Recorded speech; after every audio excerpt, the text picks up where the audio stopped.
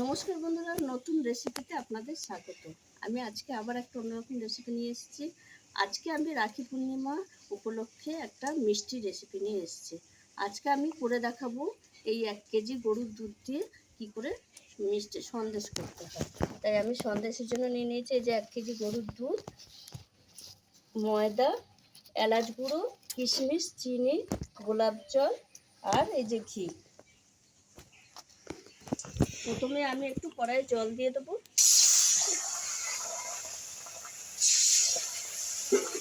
এই দুধটা আমার ছাঁকা আছে, দিয়ে আমি দুধটা দিয়ে দিচ্ছি।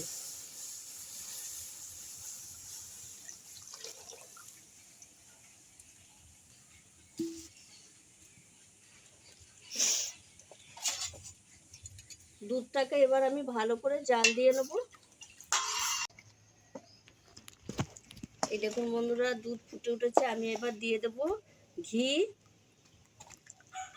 ঘিটা দিলাম ভালো গন্ধ আসার জন্য, সন্দেশটা ভালো হবে বলে। আর এখানে এই যে এলাচ গুঁড়িয়ে রেখেছি, আমি এলাচ গুঁড়োটা দিয়ে দেবো, এটাও ভালো ফ্লেভার আসার জন্য। আর দুধটা এখন আমি আরও ঘন করে জাল দিয়ে ফুটিয়ে নেব। বন্ধুরা, দুধটা অনেক ঘন হয়ে এসছে। এবার আমি দিয়ে দেবো চিনি।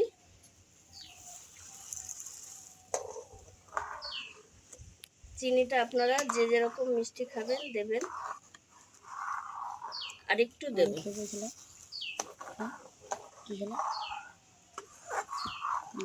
দিয়ে আর একটু ভালো করে জাল দিয়ে নেবো, দুধটা আরও ঘন হবে। বন্ধুরা, দুধটা ঘন হয়ে এসছে। এবার আমি দিয়ে দেবো একটু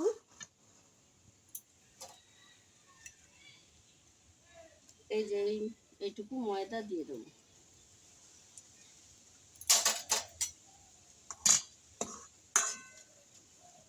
ময়দাটা দিয়ে একটু নেড়ে নেবো ভালো করে।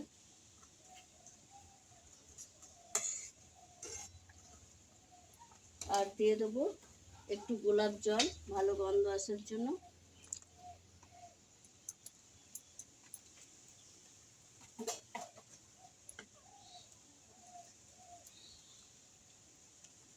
এইভাবে আমি দুধটা এবার তুলে নেব।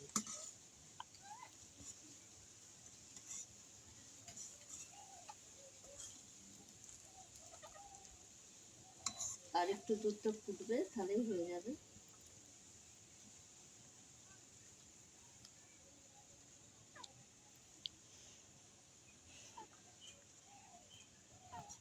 এই দেখুন বন্ধুরা, আমার একদম দুধ মরে গেছে। এই দেখুন এই আকারে হয়েছে। এবার আমি নামিয়ে নেব, নিয়ে আমি আধ ঘন্টা ঠান্ডা করে নেব ফ্যানের হাওয়ায়। তারপর আমি সন্দেশটা করব। এবার আমি ঠান্ডা করে নেব।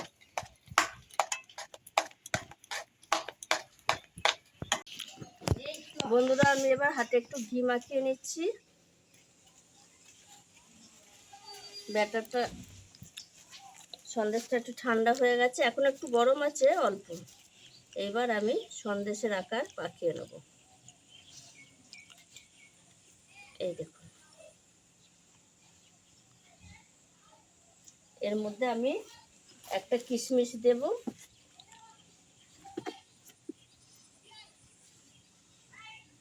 এইভাবে আমি সব সন্দেশ কটা পাকিয়ে নেব। এই দেখুন বন্ধুরা, কত সুন্দর হয়েছে সন্দেশগুলো। এই দেখুন, দারুণ লাগছে দেখতে। আপনারাও এরকম, আমি যেইভাবে সহজ পদ্ধতিতে বাড়িতে সন্দেশ করলাম, আপনারাও এরকম বাড়িতে সন্দেশ করে খাবে। আমার ভিডিওটি যদি ভালো লেগে থাকে তাহলে লাইক করবেন, শেয়ার করবেন, সাবস্ক্রাইব করবেন। আবার দেখা হবে আগামী ভিডিও। টাটা।